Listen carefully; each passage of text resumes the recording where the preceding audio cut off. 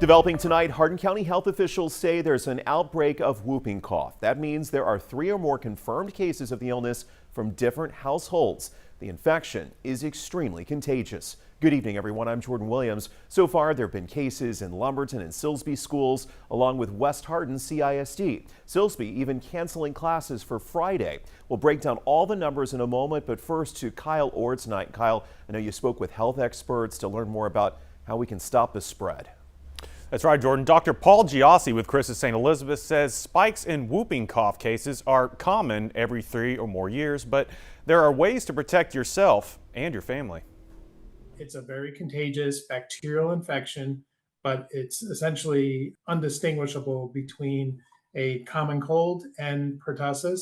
According to Dr. Paul Giasi with CHRISTUS Southeast Texas, a small cough could signal a bigger problem. Pertussis is a protracted illness that usually can last up to weeks. The shortening of the contagious period is usually after they've been diagnosed specifically with the bacteria. That's only after a prolonged period of time that you would consider that diagnosis. Hardin County Health Director Sharon Whitley tells 12 News their county is part of a nationwide outbreak.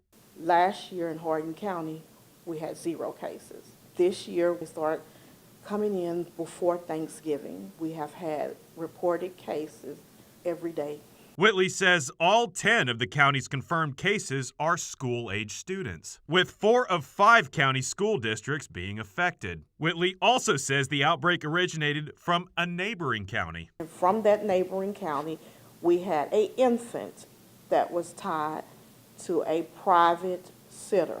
That infant had a sibling that attended one of Lumberton ISD schools. Whitley says adults who have the tetanus vaccine, or Tdap, are also protected from whooping cough with boosters every 10 years. She recommends children under 7 to get the DTaP vaccine to stay protected. The students that we have seen are up to date, so most likely they are being exposed from adults who have not had the vaccine. Both Giasi and Whitley agree that prevention before the sickness strikes can help stop the spread.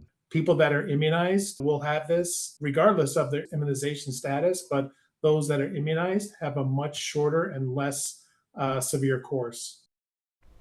Children and the elderly and those who are pregnant are especially susceptible to the virus. For more information on how to get the vaccine and keep yourself and your family safe, contact your county health services. Live in studio, Kyle Orr, 12 News. Thank you, Kyle. Here we have the cases by the numbers by school district. Lumberton High School confirming 3 cases and 1 probable case. Lumberton's middle and intermediate schools have 1 confirmed case and 3 possible cases. West Hardin High School has 1 confirmed case and 2 possibles, all 3 in the same family. And Silsbee ISD has 2 confirmed cases at its elementary school.